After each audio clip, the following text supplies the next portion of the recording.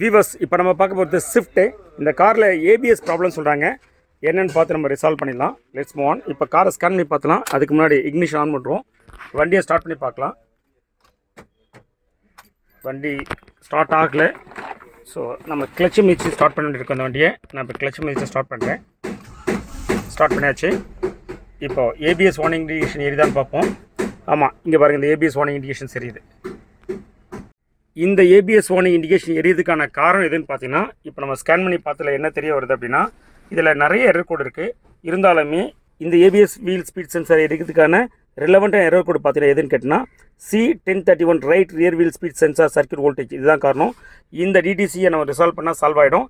இந்த டிடிசியை நம்ம ரிசால்வ் பண்ணணும் அப்படின்னா என்ன பண்ணணும், அதாவது என்ன புரிஞ்சுக்கணும் அப்படின்னா, இது என்ன மீன் பண்ணுதுன்னா, இந்த வண்டியோட ரைட் சைடில் இந்த வீலோடைய ஸ்பீடை, இதனோட ஆர்பிஎத்தை மெஷர் பண்ணக்கூடிய சர்க்யூட் ஒர்க் ஆகலை. அதுதான் அதோட மீனிங். அந்த டிடிசியோட கோடு எடுத்தோன்னே நீங்கள் சென்சாரை மாற்றிக்கூடாது. சரி, இந்த வீல் சுத்தத்தோடைய ஆர்பிஎத்தை மெஷர் பண்ண முடியல, ஸ்பீடை மெஷர் பண்ண முடியல, என்ன அர்த்தம்னா எதெல்லாம் போயிருக்கலாம் அப்படின்னா, இந்த வண்டியில் ஒரு ஏபிஎஸ் சென்சார் இருக்கும். அது ஃபால்ட் இருந்தாலும் பிரச்சனை இருக்கலாம்.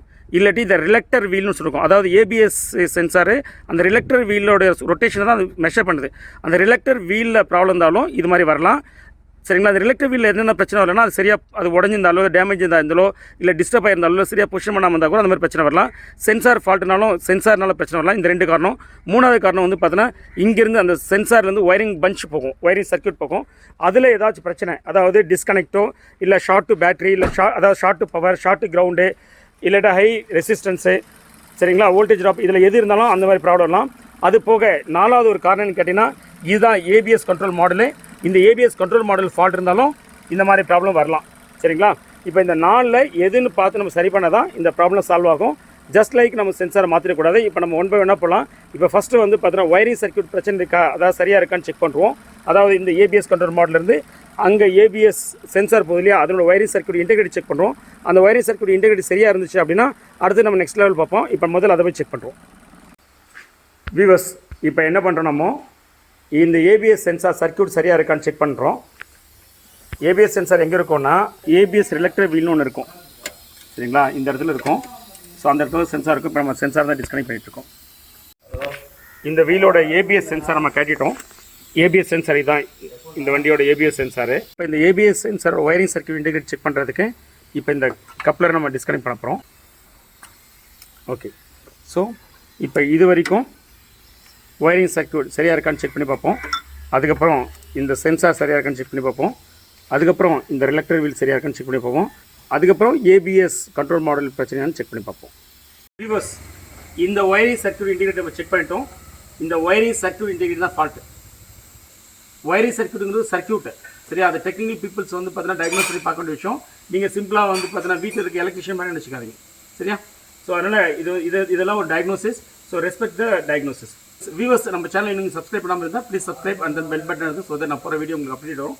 இந்த ப்ராப்ளத்தை ஃபிக்ஸ் பண்ணுற வீடியோ நான் அப்லோட் பண்ணணும்னு தெரியல, ஏன்னா இப்போ மூவ் ஆகிற ஒர்க் ஷாப்பில் இருந்து. வியூவர்ஸ், இந்த right rear wheel speed sensor work ஆகாமல் போனதுக்கு காரணம் நம்ம ஒயரிங் சர்க்யூட் இன்டெகிரேட் தான் ப்ராப்ளம் சொன்னோம். இங்கே பார்த்தா தெரியும் உங்களுக்கு. இங்கே பாருங்கள், ஏற்கனவே எலிலாம் கடிச்சு குதறி வச்சிருக்கு. ஏற்கனவே இது ஜாயின்ஸ்லாம் போட்டிருக்காங்க. பாருங்கள், ஏகப்பட்ட ஜாயின்ஸ் போட்டிருக்காங்க. இந்த ஜாயின்ஸில் எங்கே கட்டாக இருக்குன்னு தெரியல. எப்படி வருவோம் பாருங்கள். இங்கெல்லாமே வந்து பார்த்தீங்கன்னா எலி கடிச்சிருக்கு. இங்கெல்லாமே எலி கடிச்சிருக்கு. இதெல்லாம் ஏற்கனவே ஒர்க் பண்ணியிருக்காங்க. எடுங்க. ஸோ இந்த வண்டியில் ஏற்கனவே எலி கடிச்சு ஒயரிங் சர்க்யூட்லாம் நிறைய வந்து டிஸ்டர்ப் ஆகிருக்கு. அதுக்கப்புறமும் எலி கடிச்சிருக்குன்னு நினைக்கிறேன். இங்கே பாருங்கள், தெரிஞ்சிச்சு. இங்கே பாருங்கள், ஹெவியாக வந்து பார்த்தீங்கன்னா எலி கடிச்சிருக்கு. பஞ்சாக கடிச்சிருக்கு. ஸோ இப்போ இதெல்லாம் ஜாயின் பண்ணால் ப்ராப்ளம் சால்வ் ஆகிடும். வியூவர்ஸ், இந்த வண்டியோட ப்ராப்ளத்தை கண்டுபிடிச்சிட்டோம். இதை சால்வ் பண்ணால் சரியாயிடும்.